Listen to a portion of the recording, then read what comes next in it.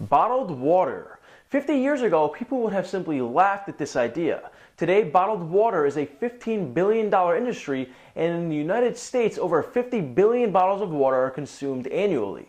Bottled water costs hundreds of times more than tap water, and in tests, people consistently pick tap water over bottled water because they can't tell the difference.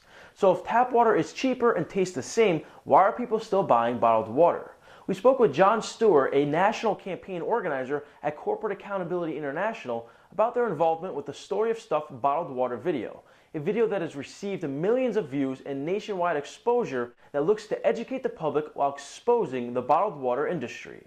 So we partnered with Annie Leonard and the Story of Stuff project in 2009 to help with the script and content of the story of bottled water to create a fun, engaging 8-minute video to educate people about the social and environmental impacts of bottled water. Why should we drink tap water over bottled water? Well, the bottom line is that water is a basic human right. And when it is treated as a commodity, our democracy, our health, and environment suffers.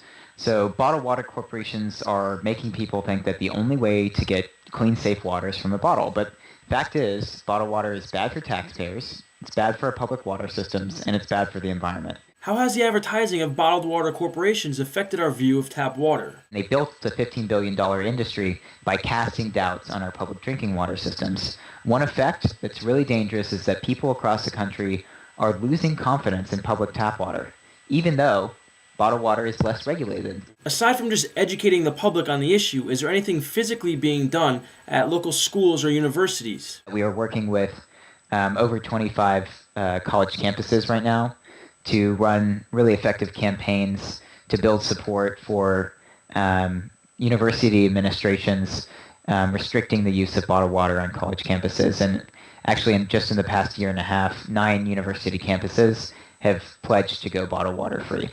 Protecting the human right to water as well as the environment needs to start in local communities in order for it to be effective. Now that we have seen what is being done on a national scale, it is time to see what is being done in a local community.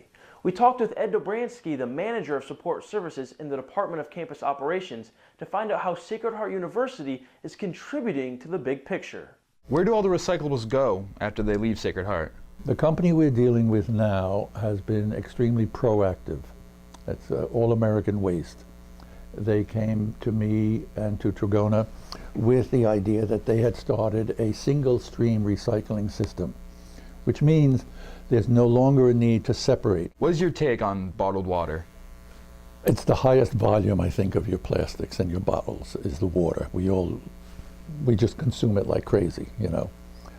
And I know there is a movement on campuses across the nation to eliminate bottled water. What do you think the next step for Sacred Heart's recycling is? We've talked a couple of times about the bottle question, the water bottle question. And I have said to them, it's a question that the Student Senate has to take hold of. Gandhi once said, "There's enough water for human need, but not for human greed." Corporate giants are determining who gets water, for what purpose, and at what price. It is now up to us. Will we manage water democratically so that everyone has access to it, or will we let corporate interests control this precious, common resource at an overwhelming cost? This has been Giancarlo Massaro and Eric Mazurek reporting for Demtech.org.